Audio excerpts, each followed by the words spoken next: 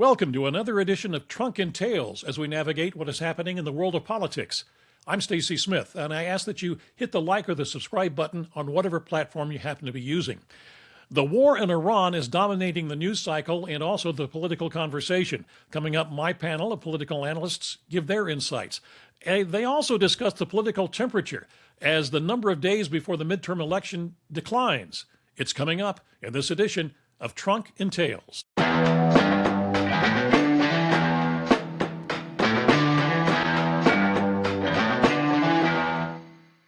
And with me to talk about this is my panel of political analysts and experts, and they are the former governor of Pennsylvania, Republican Tom Corbett. Mr. Corbett also served as the state attorney general and the U.S. attorney for the Western District of Pennsylvania. Governor Corbett teaches law at Duquesne University.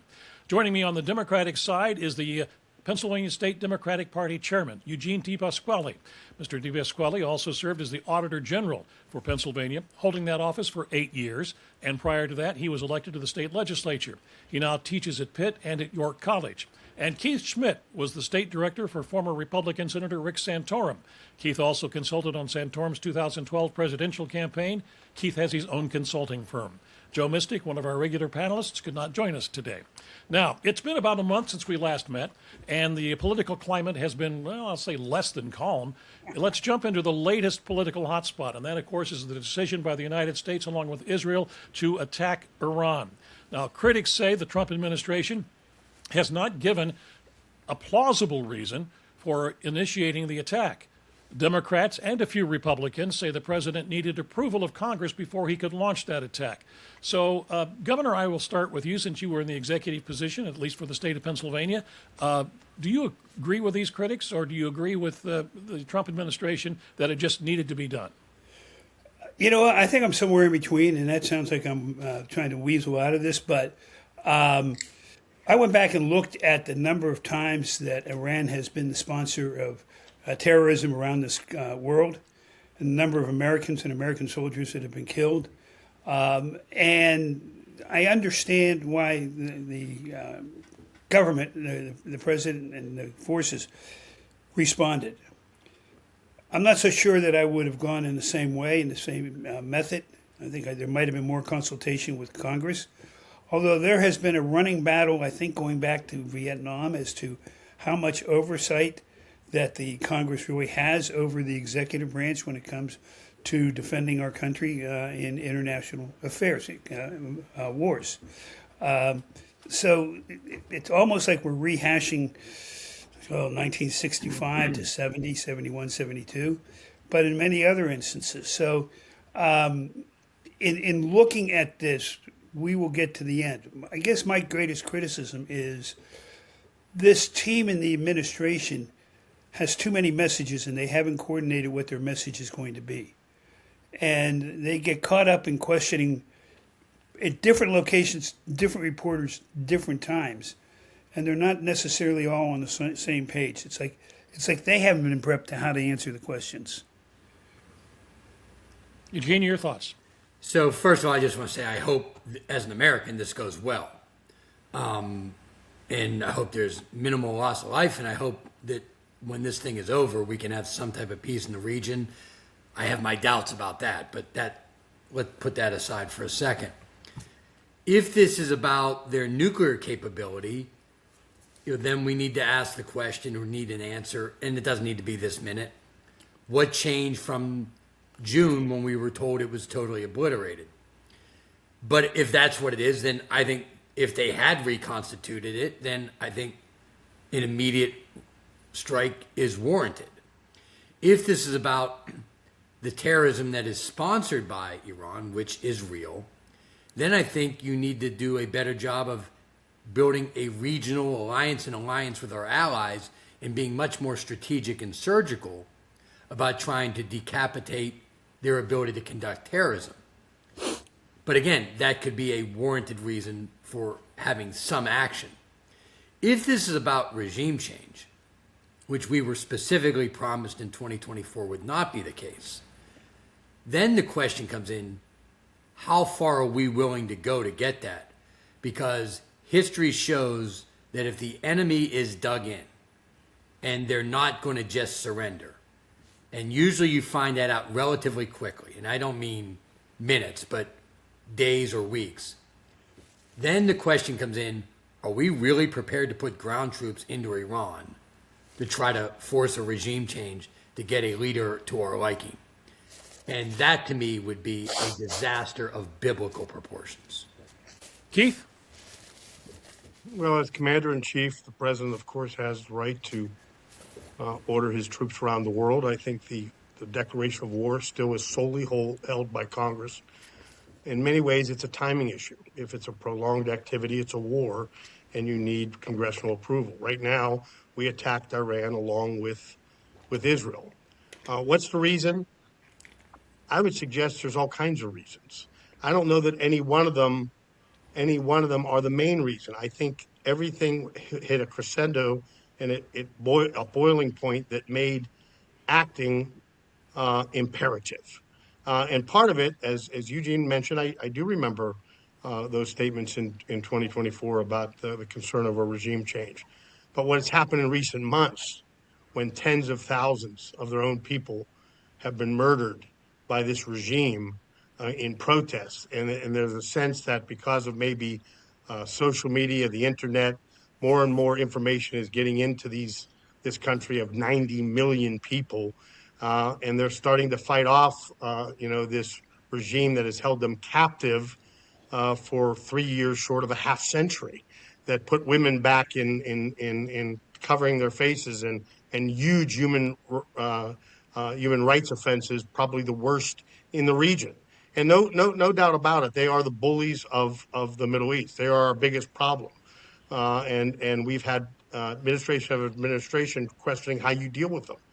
And I think it's a combination of what the governor and what Eugene said. I think there's support of Hamas and Hezbollah and other organizations like that. Their coziness with our real enemies, Russia and China.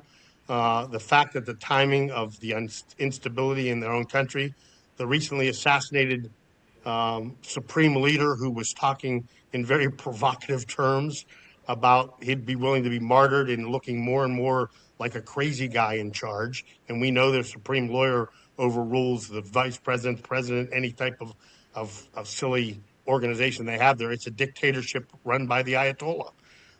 And the fact that the talks weren't going well and they were trying to get a nuclear weapon. And they've shown that if they have these capabilities, they use them against their neighbors and they use them against us. And maybe the main reason, and I'll end with this, is the timing might have been controlled by Israel, because we found out, because of our unique relationship with them, that they had decided the time had come, because of the instability in Iran, to finally deal with them once and for all.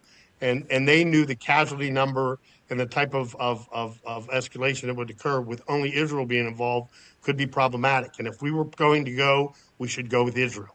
And I think that's going to come out more and more in the coming weeks, where it was important to do a joint operation with Israel to achieve our goals. All right, so I have to throw this out. Stacey, let me add this. There is more that we and the media don't know than we do know. But I'll make this observation. Both China and Russia have been strangely limited in their response to this. And they were supposed to be the partners with Iran. And the curious nature that I have is, did they know that there was something going on, that it's time to get this guy out of the way? I don't know. And I think that's going to be speculation.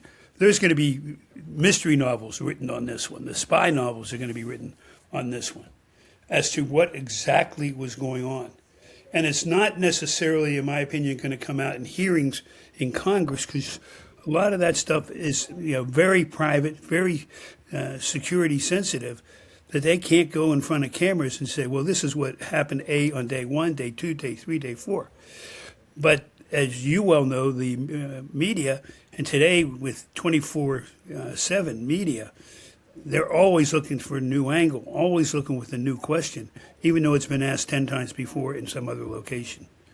Well, the interesting thing about China is, on this one, I've been reading several different reports, and that is that China will support economically countries that it wants to be on its side, But when you take a look at what happened in Venezuela, which was a major exporter of oil to China, and Iran, which is the other major exporter of oil to Iran, they've been silent, as you said. And you have to kind of wonder whether some of this isn't directed in a long-term plan against China as far as the oil 100%, goes. Stacy. You just said it. You're the best panelist of the group. I mean, the fact is, our number one enemy in the world, economically and militarily, is the communist regime in China, and they took the biggest. If you're talking about the secondary hit, who takes the biggest secondary hit of other than the people involved in the conflict in Venezuela and in Iran? It's China. And so it's a dual punch here. We're punching the bully of the Middle East, but we're also punching China at a Yeah, time when we need to put them on the canvas. and I do think Keith is right and the governor's right. I think this is more about China than Russia. Russia's already bogged down with their situation with Ukraine. If anything, this probably opens up an economic avenue for Russia because Europe may need them for liquefied natural gas right now. So I actually don't think Russia is at all bothered by what is happening there. I think Russia's happy to have this happen, the way Putin thinks. I think it is a much more strategic play if we're playing the long game. And I would say if we're playing the long game with China. You can also, though, say that this attack, if it is successful and takes out the drone manufacturing capabilities of Iran, that also then hurts Russia because it has been using Iranian drones to facilitate its war against in Ukraine. I want to ask this question since we're talking about politics here. As it stands right now, is there a winner or a loser on the political side of this? Too early to tell. Yeah. I agree.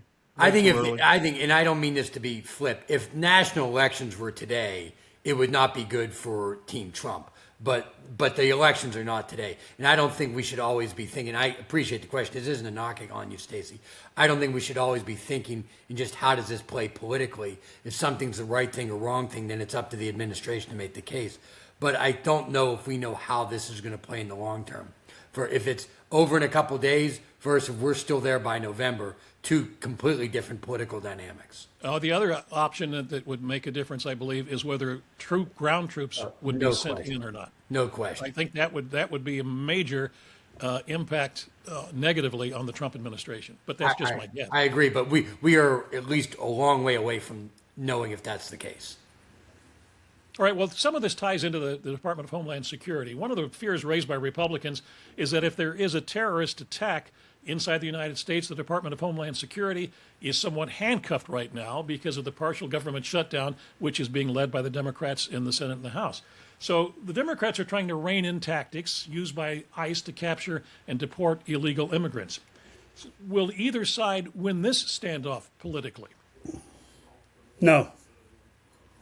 I don't think so at this point in time. In fact, I think the Democrats are actually making a mistake with their total concentration on reining in the tactics. Maybe they need to take a look at the law, and I don't agree with the tactics that have been employed in many of the areas. But the strength of the Department of Homeland Security is more important now than it was a week ago. The ability for them to maintain security at the airports, maintain investigations, but more importantly, continuing to do not necessarily the way they have been doing it, but getting a handle on the illegal immigration issue is very important for this country. It's almost like everything's coming together at one time. I'm not quite sure why, but I've watched many of the speakers. Hakeem Jeffries, I don't agree with his position on it at all. But they know things or should know things that we don't know about what's going on when they get their briefings. But they can go out and ask any question they want. Finally, this other bugaboo I have is every day there's a new poll out. Most Americans don't like this. Well, wait a second. How many people did you poll? It's not most Americans. But it's influential, isn't it, to the viewer? Oh, look, people don't agree with that, or they agree with it. This is, what are we in, day 5? This is just the beginning. So, Stacey, and similar to the governor, I have significant concerns with how that operation took place in Minnesota. Anyone with any sense would have some significant concern for that. And obviously there was a tragic loss of life. And this isn't to say but. That is horrible in how it happened. And Department of Homeland Security should want to change that, even if Congress doesn't. We are not that far removed, though, from when there was a time when Governor Corbin and I were both in office, in statewide office, and we had a couple private meetings and we worked together on a transportation bill. And there was a couple things that I thought should be tweaked, a couple things he said, I can't budge on this, and we had a discussion and we went out and sold it together, along with a lot of other Republicans and Democrats, because we actually discussed it and worked it out. This is the type of thing, when you're talking about the Homeland Security concern, that frustrates me about our politics today. Everyone is doing performing arts for social media and not actually sitting down and negotiating the differences. Democrats are right, I believe, to ask for some reforms in this. Republicans are right in wanting to make sure, particularly now, that they have the tools necessary to protect people in the United States from potential terrorist acts that would be coming across our border, particularly now. Why they can't, as adults, sit down and work that out is beyond me. And there used to be a day that wasn't that long ago that we could do that. What's going to happen in November, obviously, is going to be affected by immigration and ICE. And people on both sides of the aisle and some within each party differ with each other. Democrats don't all agree. Republicans don't all agree. So the position on ICE's tactics in general has begun to harden. And it is a topic of discussion at family gatherings and coffee shops. But nobody, except the complete insiders, nobody in America gives a damn about what they're talking about in Washington, about Homeland Security and funding it. It means nothing to them. Most people won't even know it's an issue. It's a partial shutdown. Forget about it. We're so inside to think you're taking a position and there's winners and losers. First, there has to be an audience. No one gives a damn. No one's paying attention. They're paying attention to ICE. They're paying attention to Minnesota and how immigration is being handled, and they're hardening their positions and they're posting and all this other stuff. But what these lawmakers are doing in Washington, they could care less. It doesn't affect them. It's not going to affect their vote. Let me add that this is, and Gene and Keith understand this. A lot of this, as you said, this is performance. And unfortunately, the lead Republicans on this, especially up in Minnesota, their biggest fault is not being able to say, we made a mistake. They will not say that they made a mistake. Oh, that shows that you're weak, or the president won't let you. I don't know. I think the best politicians are the ones that are saying, well, that was a mistake. We're going to have to do it better. And I think since they put Tom Homan in charge of everything that was going on in Minnesota, it's calmed down. They've got an adult there. They didn't have the adult there before. And they were, running roughshod. I don't know this. It's, typical speculation going on out there, that many of the people that went up there as ICE agents didn't receive the proper training. Well, you don't put them in a situation like that. Admit that you made a mistake. Move on. I think the country is willing to understand better if you admit a mistake than if you continue to try and defend that mistake. Obviously, I think, Governor, I agree with you. The idea of moving Holman in and the other person out was a statement of saying we made a mistake without saying we made a mistake. Yeah, Right. Correct. That's what it was. A moment ago you criticized polls, Governor, and I don't blame you, but in most polls taken before the I never liked polls, except if I was up. We all like the polls that show us up. Yeah. Well, before the conflict with Iran, the most polls indicated the American people were not giving high marks to the president when it comes to high prices. Many economists and pundits and the Fed point to the impact of the tariffs. Of course, is this something now that, Keith, I'll ask you this one. Is this something now Republicans can overcome in the midterm elections, which is only 8 months away? I feel like I give the same answer every time we have this show, and I'm not even getting bored with the answer. It Well, isn't about tariffs. It's yeah, I almost wish you would. The people don't understand tariffs. I mean, they get it, but they don't get it. They only get it if it affects their pocketbook. Right, right. You know, how does it affect me? You're throwing this percent, and you're going to do a reciprocal, and you're going to charge. It's too complicated for people. In the end, it's going to come down to whatever all this throwing all this money against the wall back and forth, and now the president's allowed to go up to what 10% without any authority, of Congress or whatnot. Um, in the end, just like you said, how we have to see how Iran will play over the next 8 months. It's how this back and forth tariff discussion and debate is going to affect the price of gas and oil and groceries and milk and eggs and how much money's in your pocket. And as I say time and time again, it's not about the big stuff. It's not about their 401k. The stock market could do great. They're more concerned with cash in their pocket. And do they feel a pinch? Do they feel like they have less money to spend out of their paychecks because they're handing more money for the basic needs to run their household? Hey, the clock's ticking. I mean, it's a big risk to start another front in Iran, but I hope it means that sometimes you don't just factor in politics. Sometimes you factor in national security and you do it and you play it out no matter what. And it's not gonna be like the governor of Texas in the Best Little Whorehouse in Texas movie when he didn't do anything until he saw a poll. If I'm sure if they showed the president the poll, they would probably say, don't do this in Iran. But he acted, I hope, in the position of commander in chief and just said, polls be damned, this is what we need to do to protect America. So we'll see how it plays out. I mean, I don't even listen. I would consider myself somewhat of an insider, and tariffs confuse the hell out of me.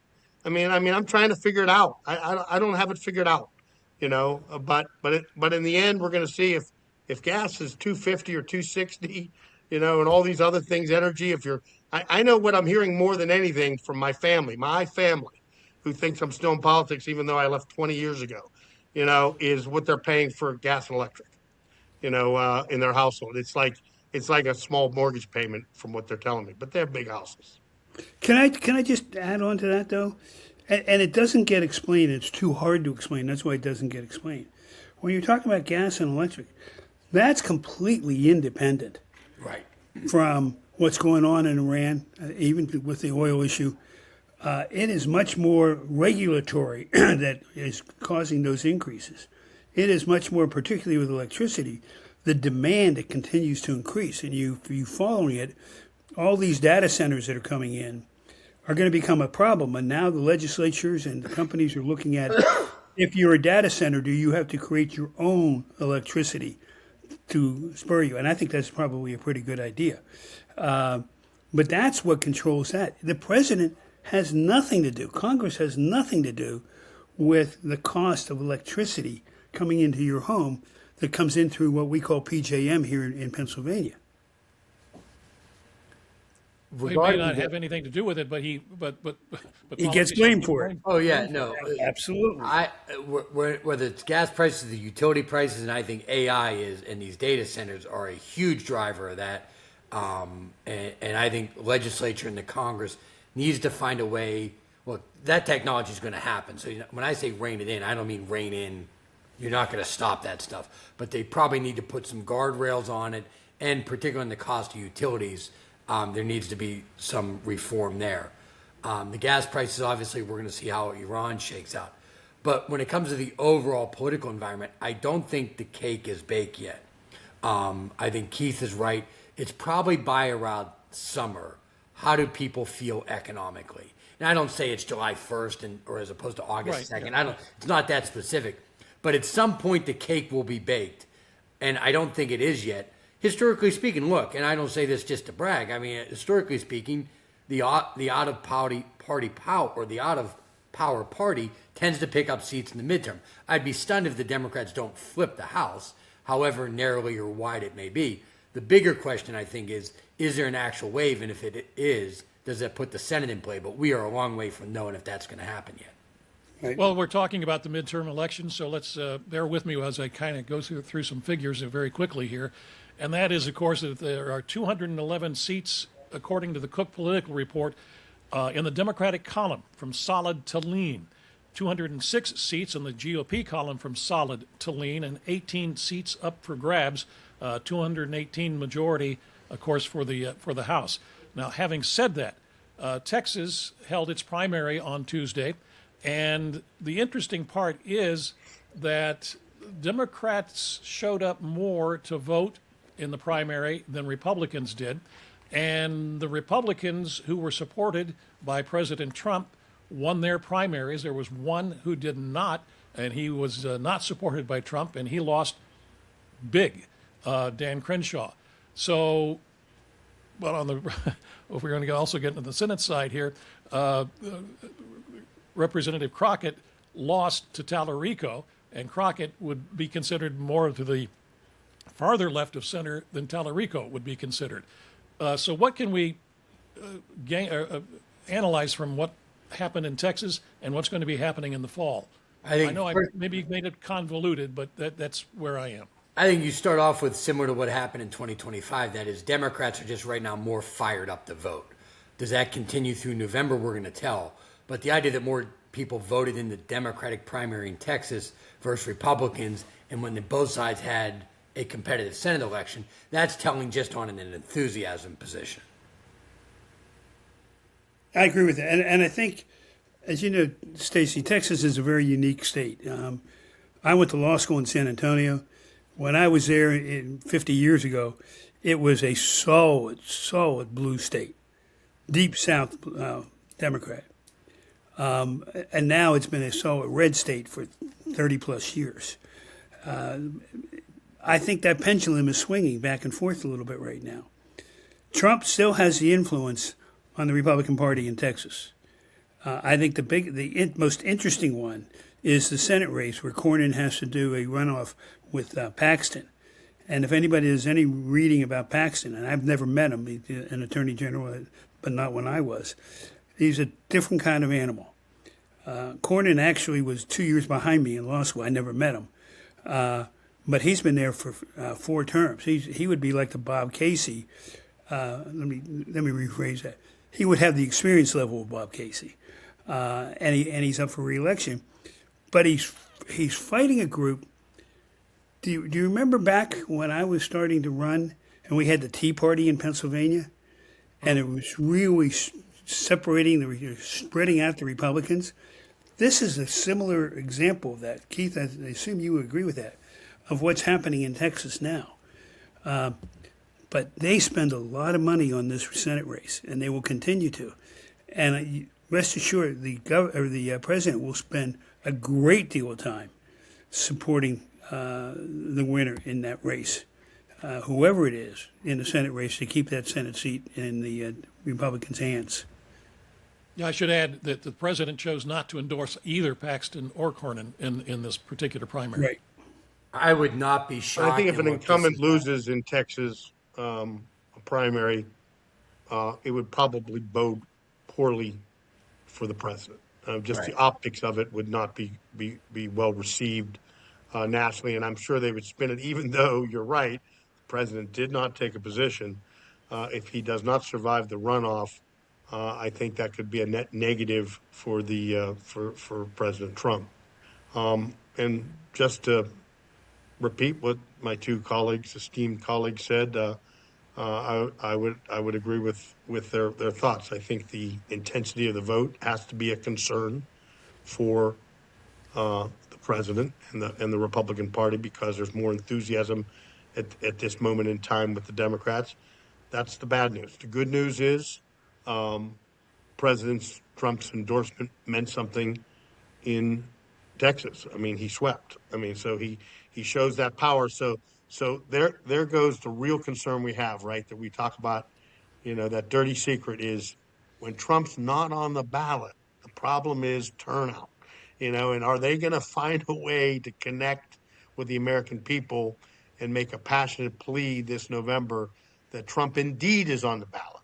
And I know some national advertisers that are working within this administration or the president's campaign that have foreshadowed that's what most of their creativity is based on with the commercials they're putting together right now. They're looking at how to make the argument that Trump's on the ballot. And that if you want to continue this revolution, we need to maintain control of both houses of Congress. Eugene, wrap it up for us. To me, just as a Democrat, it's going to be fun to watch them spend another $200 million on a runoff election while Tallarico gets to build a war chest. And that's just, I mean, that's not a spin. That's just a fact. They are going to, now, if, and I know this could come back to haunt me, but I think that the president is going to weigh in for Cornyn. I don't think he can afford to lose that seat. And if it is Paxton against Tallarico, I think that's a coin flip race. If Cornyn is the candidate, I think it is not a heavy favorite because I think the environment still favors us, but I think Cornyn becomes the favorite. But if it is Tallarico against Paxton, I'm telling you right now, both parties are going to spend a bazillion dollars, and that's money and I don't even know if that's a real word, but that's money that's not going to go to Iowa, Alaska, Ohio, etc. Because even though these billionaires fund these races now, and I hate it, there still is only so much money they're going to put into this stuff. And Texas is an incredibly expensive state. So they've already blown over $200 million. They're probably going to do another $200 million on the runoff. And then you're talking about if it's Paxton, they're going to have to spend another $300 million. And I know this sounds ridiculous to say that number, but I feel pretty confident that that's what they're going to have to spend to get Paxton over the finish line. And Paxton is such, I think, a bad candidate that even that may not do it. So I said, to wrap it up, I think the president's going to weigh in on Cornyn because they cannot afford to lose that seat. All right, gentlemen, thank you so much. We will continue our look at politics on our next episode. Again, if you're watching or listening to this particular podcast, I ask that you hit the like or the subscribe button on whatever platform you happen to be using. But for right now, thanks for joining us, and we'll see you again in the next edition of Trunk and Tales.